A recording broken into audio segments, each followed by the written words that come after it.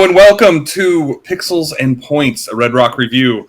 I am Matt Nelson, the media director at Red Rock Austin, and I have with me, as always, Susie. Hi, I'm Susie Brown. I'm a media planner and buyer, also here at Red Rock in Austin. All right, and this is our first episode here. That'll be a every 2 weeks or a bi-monthly kind of little program where we go over news stories within the last week that have to do with digital or traditional media and just chat about it really quick. And if we want to just go ahead and just dive right into the first one, I think we can. Sounds great. All right, I'm pulling up your article here. Yep, just going over a couple articles here. The first one is from Ad Exchanger. There's a bunch of different websites that are reporting on this, but LinkedIn is including CTV in their options for buying on their platform, on their ad manager. So basically all this means is they've incorporated CTV categories and the ability to advertise, a video campaign on people's television through LinkedIn.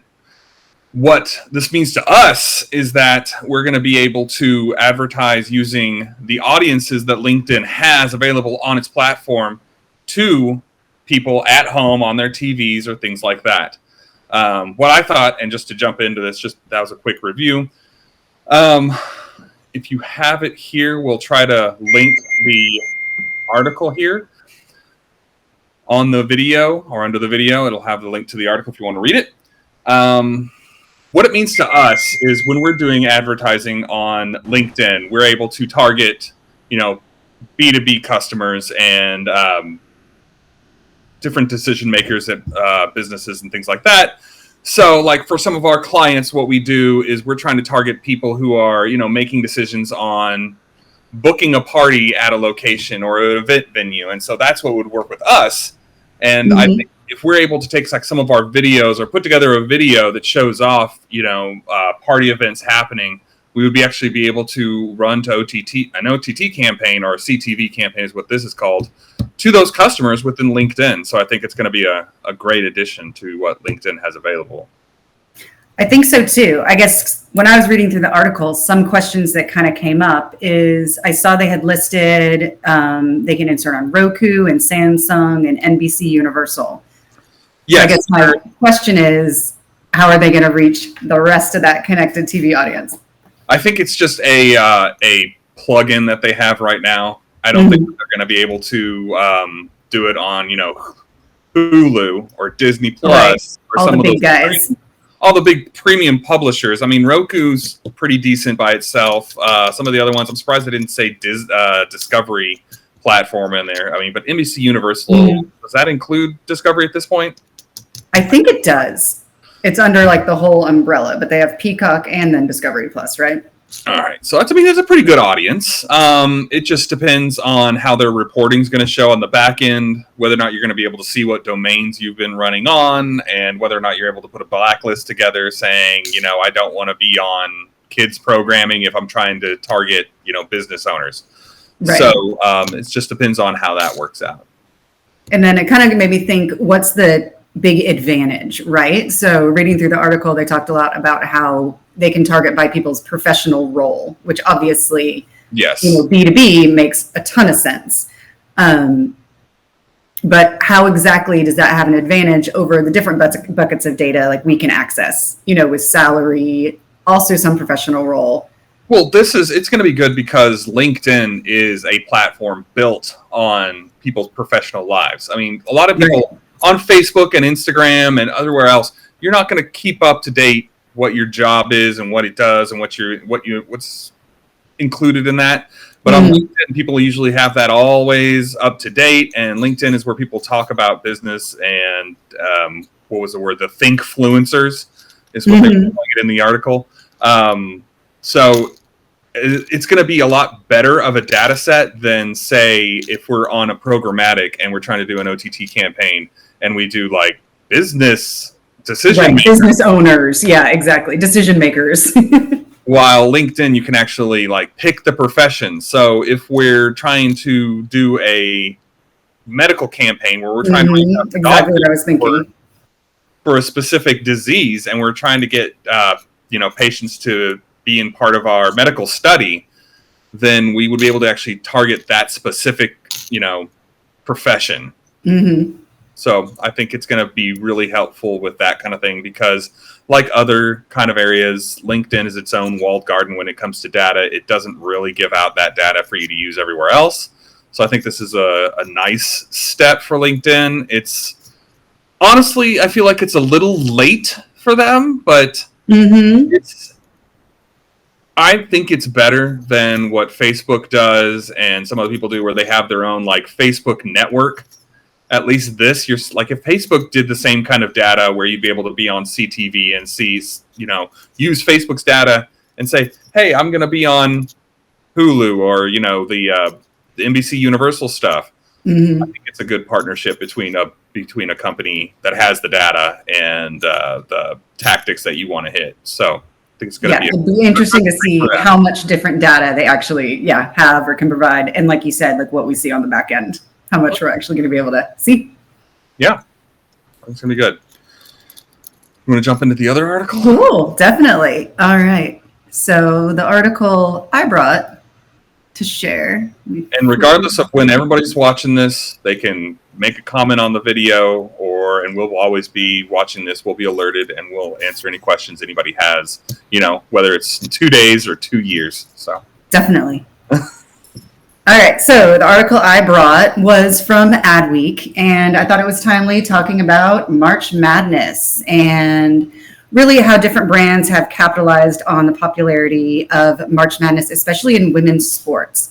So one of the first things they kind of talked about, obviously, is the popularity of women's sports these days and just pulling out some of the ratings. So the NCAA Women's Basketball Championship, which was last Monday night, I believe, pulled a 12.3 million viewer rating on ESPN. So that's the largest television audience ever for women's basketball. And the second most viewed college game on ESPN, just men or women, since 2012. So cool. It's huge, right? There's a huge push. There's big stars, right, right now. And I think there's a bunch of stars going over to the WNBA. So for next year, I'm really interested to see like what the ratings are going to look like there.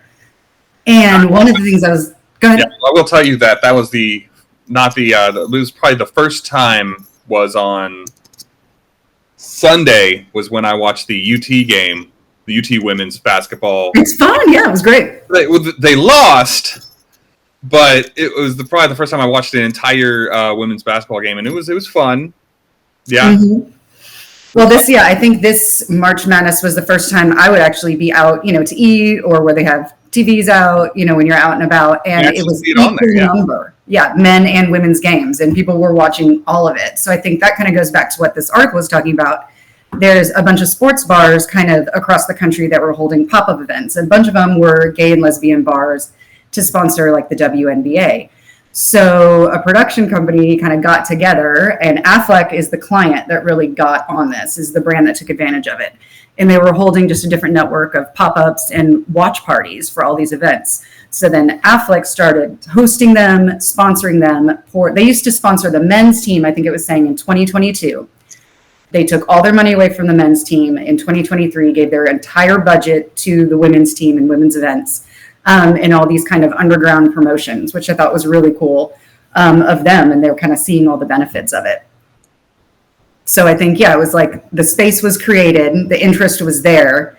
And it's like, how does a brand capitalize on that, right? To match themselves with that brand, with that momentum. So I thought it was really interesting. And it kind of ties in with stuff we're doing locally, right? When we're talking about different restaurants we work with. And your great idea about tying in Austin FC and their local podcasts and everything like that to really get that feel. And we're trying to get that going and hosting our own kind of watch parties at local restaurants for our local sports teams. So I think just seeing that example was a really good, really lets us know we're kind of on the right track with what we're trying to do locally as far as sports marketing and capitalizing on what's hot. I just had a thought. Who's the closest WNBA team to us? Do you know? Does San Antonio have one? I should know.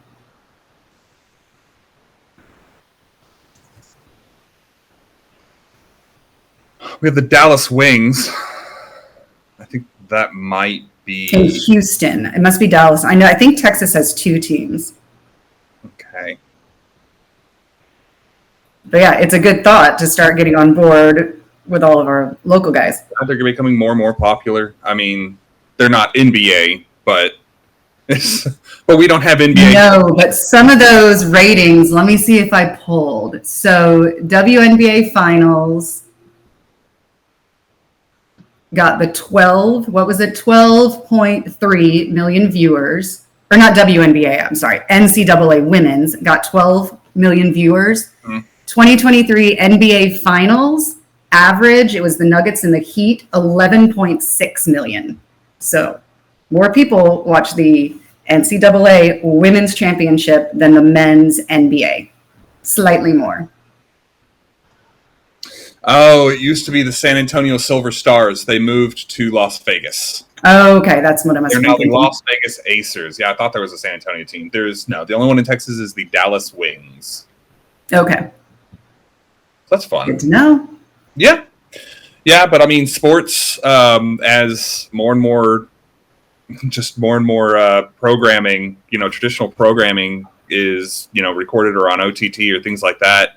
Just ratings for live sports programming and news is just going to get bigger and bigger, and it's going to get better for even more, not like the main 3, main 4, I guess. Main ones are, baseball, football, basketball, and hockey.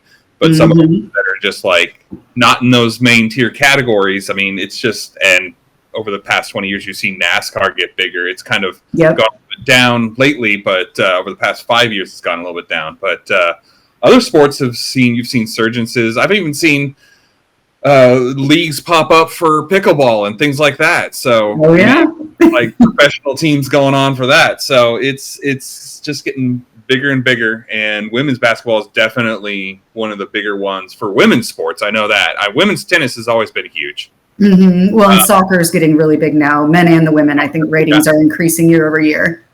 Yeah, soccer has been really big, especially here in Austin. But I mean, it's the only professional team we have here in Austin.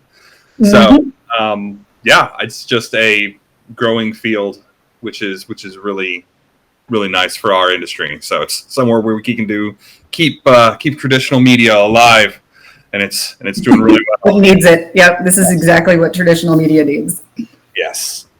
So because with the traditional media, you can do more like local programming and more local kind of interest stuff, especially even like the I think local podcasts for the different kind of sports is a big positive. Like we would. Oh, it's perfect, and you have such an engaged audience. Go ahead. Yeah, like I was saying, like I was just reiterating what you had said about the for Austin FC, the local podcast, teaming up with one of our clients to be supported by them. So it's gonna be fun. I think it's gonna do really well. We'll have to listen. I think the first episode that we're in of the Moon Tower podcast comes out this week. So, all right, exciting. I think that's it. Any final thoughts or no? All right. I think that's it. This was great. I'm excited to see what article you bring next time. All right, 2 weeks. Every 2 weeks is our plan. So that'll be great. Sounds good. Bye, guys.